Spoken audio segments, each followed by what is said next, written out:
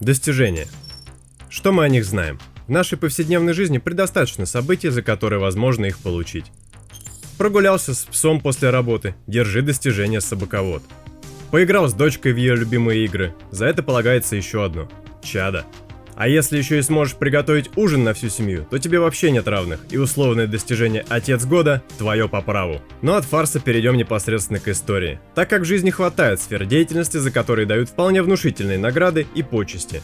Будь то живопись, музыка, литература, кинематограф, спорт, невероятные достижения науки, а также множество более мелких видов деятельности и творчества, одним из которых и является, собственно, игровая индустрия. Благо, многие разработчики подумали о виртуальных подвигах игроков и вознаграждают их соответствующим достижением, как в самой игре, так и за ее пределами. Но давайте обо всем по порядку.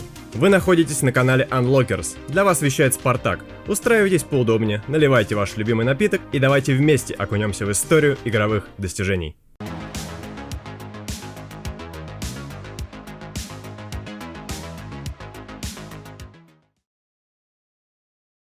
Все еще началось в эпоху аркадных автоматов в начале 70-х годов прошлого века, когда игроки тратили сотни часов, чтобы пробиться на вершину таблицы лидеров, за что получали уважение друзей, зависть соперников, а владельцы залов с автоматами частенько устраивали турнирные баталии до самого закрытия, с возможностью получить в награду бесплатное посещение заведения в течение определенного времени, а бывало и более ценные призы в виде кубков, медалей и денежных вознаграждений. Первооткрывателем стал Hot Tribe, пейнтбольный автомат, получивший массовое распространение в середине 70-х годов. Немногим позднее таблицы с рекордами стали появляться и в играх. В 1976 году Sea Wolf, представляющий из себя симулятор подводной лодки, явила на суд игроков счетчик очков. Но это были слепые списки, так как свой никнейм игрок не мог ввести после окончания игры. Такую функцию добавили только в 1979 году с выходом космического шутера Starfire в духе вселенной Звездных войн, но так и не получившего лицензию по различным причинам. В начале 80-х годов компания Activision с подачи одного из своих основателей, Джима Леви, начала практику поощрения игроков и включением их в почетный клуб за достижения в играх студии. Основным условием для игроков было сфотографировать свой рекорд и отправить их по почте в Activision. В ответ им присылали благодарственное письмо и заветную награду в виде титульной нашивки. В комплекте с игрой шел специальный буклет, в котором указывались условия для получения награды. Например, прохождение на время как Barnstorming. Набор определенного количества очков, на примере платформера Pitfall, либо за уничтожение юнитов, как в Robot Tank. Первой же игрой от Activision с наградами за достижения стала выпущенная в 1980 году гоночный симулятор Dragster, в котором для получения нашивки требовалось проехать трассу менее чем за 6 секунд. Почти все игры, выпускаемые компанией для Atari 2600, имели подобную систему поощрения, вплоть до 1983 года, когда случился крах всей игровой индустрии, чуть не похоронивший главное развлечение для игроков со всего мира.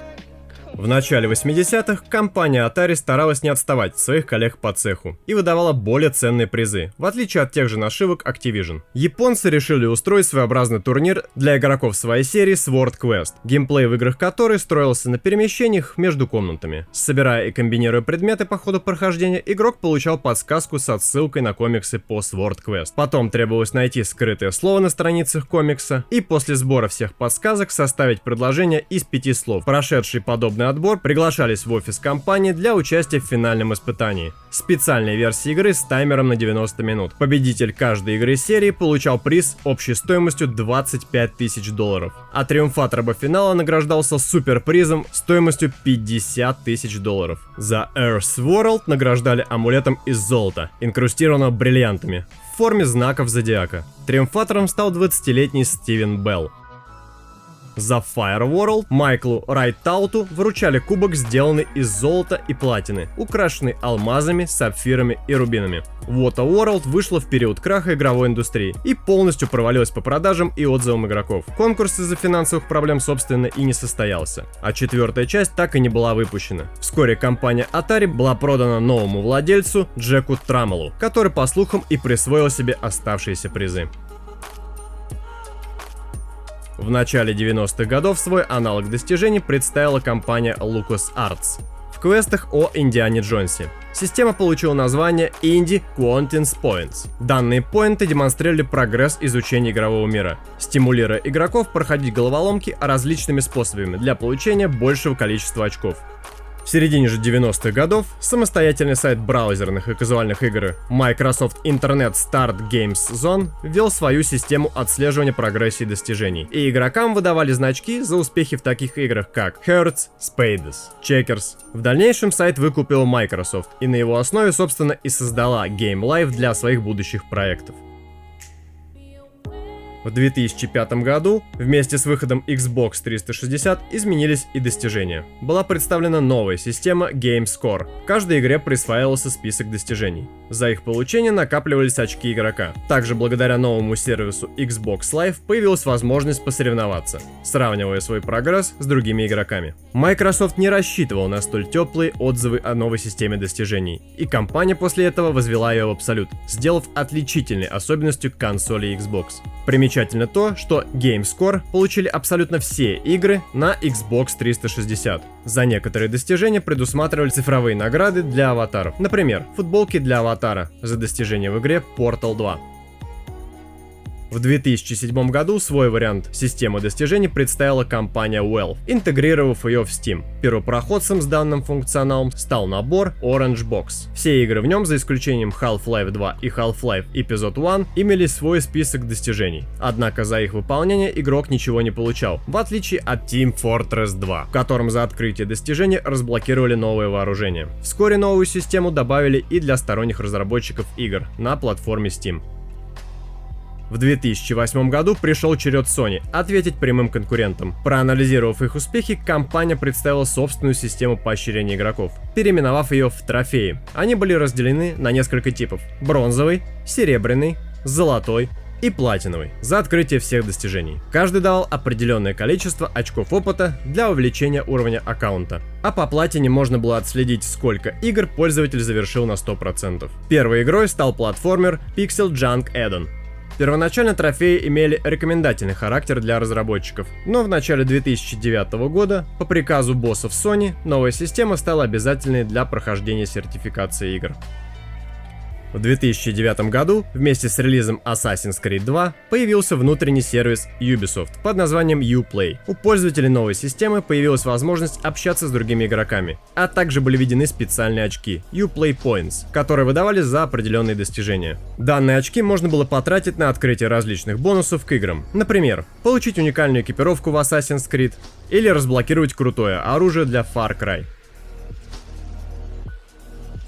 В 2012 году любительский проект Retro Achievements, являющийся эмулятором многих старых консолей, как NES, Atari, SNES, Game Boy, Sega Mega Drive, PlayStation 1 и многих других, также начал добавлять достижения к ретро-играм. Принцип работы был схож с PlayStation и Xbox. У вас имеется учетная запись, войдя в которую можно отследить свой прогресс по играм. К сожалению, чтобы воспользоваться всеми этими функциями, придется загрузить модифицированное приложение эмулятора. На обычной версии достижения, к сожалению, недоступны.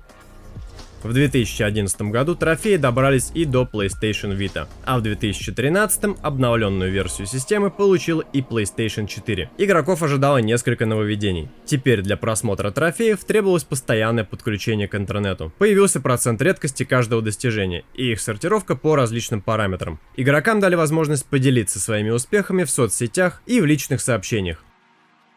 Отныне консоль производила снимок экрана в момент получения трофея, а также возможность удалить игры с нулевым прогрессом из своего списка призов. За получение платиновых кубков в некоторых своих играх Sony вознаграждает игроков аватарами или темами для начального экрана PlayStation 4, например, Horizon Zero Dawn, Days Gone, либо Spider-Man. В 2017 году эксклюзивно для американских аккаунтов была добавлена возможность обмена трофеев на реальные деньги. Она состояла в следующем. Вы зарабатывали очки за определенное количество трофеев и, накопив 1000, могли обменять их на $10. Курс очков был следующим.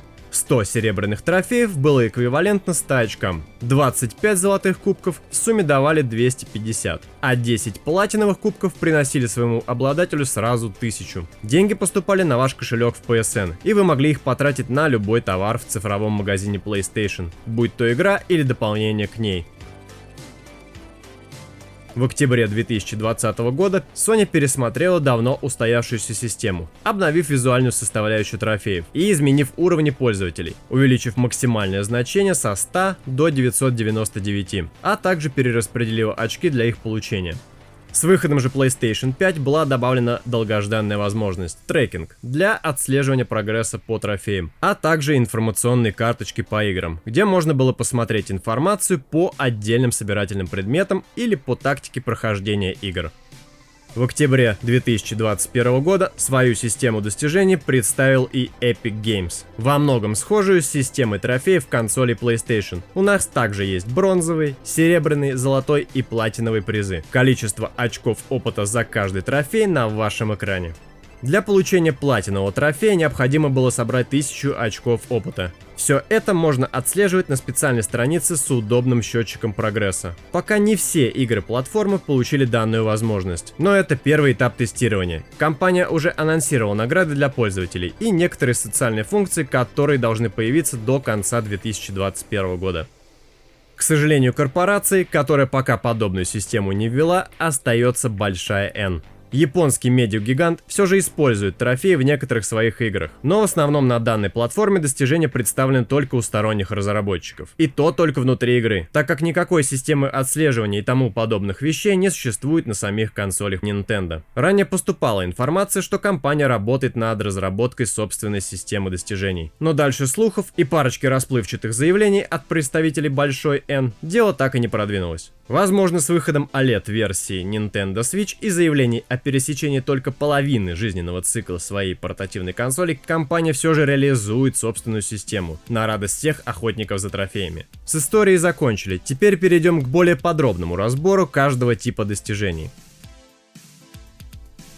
Огромное количество игроков любит достижения. Они бросают тебе вызов, заставляют возвращаться в игру для чего-то нового, раскрывают перед глазами ранее невиданный контент. Сообществом игроков принято разделять эти достижения на определенные категории по условиям получения. Важно отметить, что официальных категорий как таковых и нет, и поэтому каждый определяет их для себя самостоятельно. А мы в свою очередь хотим поделиться с вами нашей версией классификации. В этих трофеях нет ничего уникального. Многие из них выдаются по мере прохождения. Примерами могут послужить игры от Telltale Games, где для получения подобных трофеев достаточно просто завершить игру. Новый опыт — это всегда хорошо, именно поэтому обучающие достижения полезны практически в любой игре. Если, конечно, они не перегружают игрока ненужными механиками. Хорошими примерами являются обучающие задания из Death Stranding по постройке сооружений.